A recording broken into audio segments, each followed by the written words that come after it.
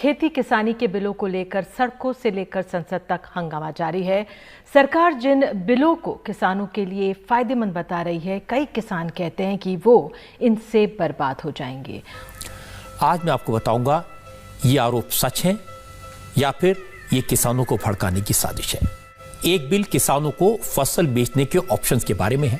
अभी जो सिस्टम है उसके हिसाब से किसान अपनी फसल को दूसरे राज्यों में जाकर नहीं बेच सकते और उसे मंडी में ही अपनी फसल बेचनी होती है। अब तक तो किसान सिर्फ मंडियों में अपनी फसल बेचते हैं। अब किसानों को जहां सही दाम मिलेगा वहां अपनी फसल बेचने की आजादी होगी। आप कहते हैं किसान को पहली बार आजादी दी गई है कि वो किसी को भी जाके बेच सके मंडी के बाहर। मुझे आप वो नियम कानून बता दो जो कि आज तक किसान को ये करने से रोकता था। सरासर झूठ है, कोई रोक नहीं है आज। अब देखिए कि ये मंडियों की बात हो रही है और जो चर्चा देश में हो रही है वो भी हम सुन रहे हैं कि मंडी में अगर किसान जाता है उसको एमएसपी मिलेगा, गेहूं और धान पे मिलता है सिर्फ 2 फसलों पे। तो जहां उसको ज्यादा मार्केट में, ओपन मार्केट में जाके अगर बेचता है, अगर उसको 10 की बजाय 15 रुपए मिलते हैं तो अच्छी बात है। अगर कम मिलते हैं तो वापिस आके मंडी में बेच दे। सिर्फ 6% किसानों को एमएसपी मिलता है। 94% किसान जो है वो ऑलरेडी मार्केट के ऊपर डिपेंडेंट है।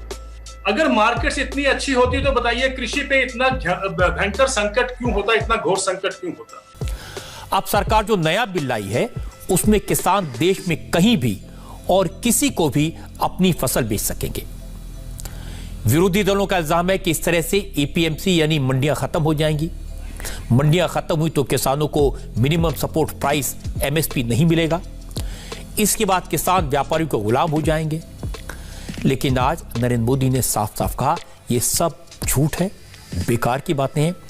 क्या ये सच नहीं है कि मंडी के अंदर टैक्स, सेस और फीस लगेगी और प्राइवेट मंडी में कोई फीस नहीं लगेगी? क्या किसान का दिमाग खराब हुआ है? किसी का दिमाग खराब हुआ है कि मंडी के अंदर जाके बेचेगा? मंडी इससे ध्वस्त नहीं होगी तो क्या होगा? मैंने इस बिल को पढ़ा है और ये बात सही है कि बिल में मंडियां खत्म करने की बात कहीं नहीं है।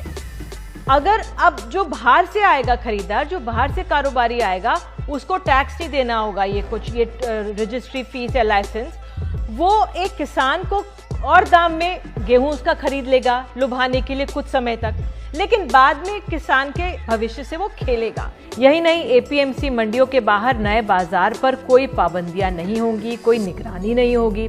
सरकार के पास से जानकारी नहीं होगी कि वहां कौन लोग सक्रिय हैं और वो किसके साथ व्यापार कर रहे हैं, किस कीमत पर और किस मात्रा में खरीद कर रहे हैं। अभी तो होता यह है कि अगर दाम बहुत गिर रहे हैं तो सरकार दखल देती है क्योंकि उसे मंडी आधारित सिस्टम से समय पर जानकारी मिल जाती है। अगर ये सिस्टम चला, अगले 1-2 साल में एपीएमसी पिट जाएंगी। और जैसा मैंने कहा, आज ये जो एपीएमसी की छत है ये लीक कर रही है, टूटी फूटी छत है।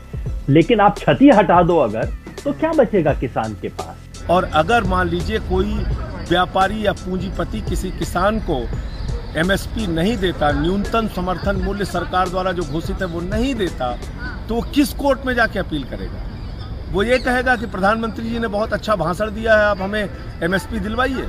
कौन सी न्यायालय सुनेगी? आप मुझे बताइए, अगर कानून में ही कोई बात नहीं लिखी हुई है। एक और इशू है जिसको लेकर किसानों को भड़काया जा रहा है। कहा गया कि सरकार के इस कानून से किसान अपनी ही जमीन पर मजदूर हो जाएगा, बड़ी बड़ी कंपनियों का जमीनों पर कब्जा हो जाएगा। मैंने बिल को पढ़ा, यह बात तो बिल्कुल गलत है। इसमें एक चीज और ये सामने आए, सेक्शन 8 करके कि किसानों के हितों की रक्षा नहीं करता। इसमें यह भी कहा जा रहा है, मतलब कोई दोनों के बीच, बड़े व्यापारी और ये किसान के बीच, जो बाहरी व्यापारी आ रहा है उसके बीच किसी तरह की अनबन हो जाती है तो एक म्यूचुअल एक्सेप्टेंस सॉल्यूशन को लेकर ये लोग सब डिविजनल मैजिस्ट्रेट के पास जाएंगे और फिर वो आगे जाएंगे कंसिलिएशन बोर्ड के पास। कोर्ट का तो रास्ता खुला नहीं होगा, पहले ही उपज को लाओ, बेचो, पसीना बहाओ और फिर ये झंझट। तो एक छोटा किसान ये कैसे करेगा? आपने गुजरात में देखा कि 2 किसानों के ऊपर 1 करोड़ रुपए का क्लेम डाला है पेप्सी ने, क्योंकि उन्होंने उस आलू का बीज लिया जिसको उनके पास अधिकार नहीं था। 1-1 करोड़ रुपए का क्लेम। तीसरा बिल है आवश्यक वस्तु अधिनियम यानी एसेंशियल कमोडिटीज एक्ट, जिसमें अनाज, दालों, प्याज और आलू जैसी चीजों को आवश्यक वस्तुओं की श्रेणी से बाहर रखने की बात की गई है। ये 3 अहम बिल हैं जो बहुत ही क्रांतिकारी बिल हैं। और दूसरी बात यह है कि इसमें असीमित भंडारण की छूट दी गई है।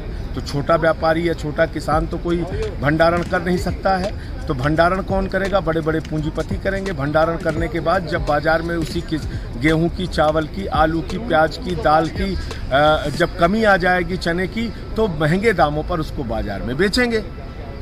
यानी जमाखोरी को भी बढ़ावा मिलेगा, पूंजीवाद को भी बढ़ावा मिलेगा, कालाबाजारी को भी बढ़ावा मिलेगा और महंगाई देश में बहुत तेजी के साथ बढ़ेगी। मैं प्रधानमंत्री मोदी की तकलीफ समझ सकता हूं।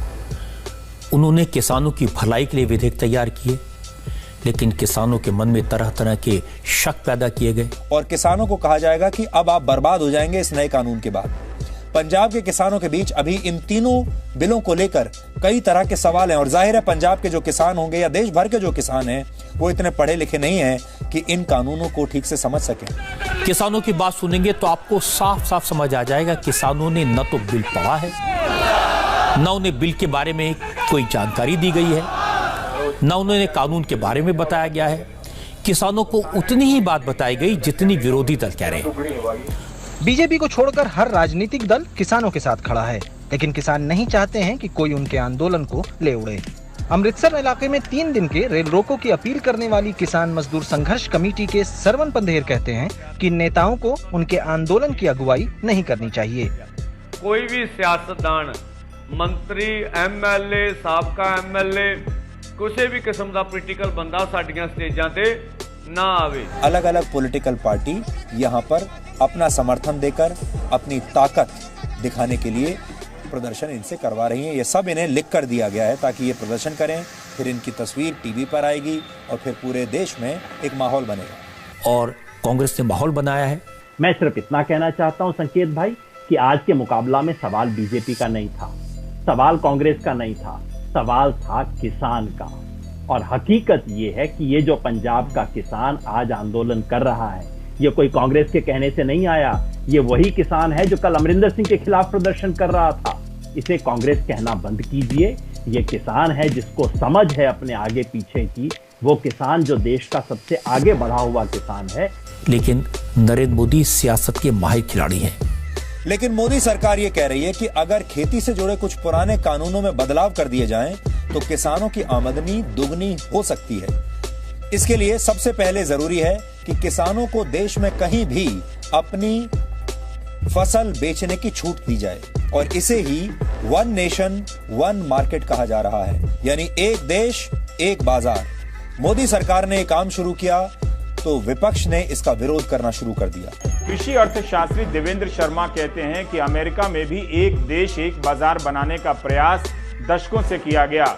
कॉन्ट्रैक्ट फार्मिंग लाई गई, इसके बाद भी वहां के किसान संकट में हैं। अमेरिका के किसानों की आमदनी लगातार घटती जा रही है, उन्हें सब्सिडी देनी पड़ती है। आज 7 दशकों 6 दशकों अमेरिका और यूरोप में ये मार्केट इकोनॉमी चल रही है। जो हमने बोरो की है वहां से, जो हमने कट एंड पेस्ट की है, हम भारत में लेके आए हैं, वहां पर वो फेल हो चुकी है। आज अमेरिका में ही संदीप जी $425 बिलियन की बैंकरप्सी है किसानों के सिर के ऊपर।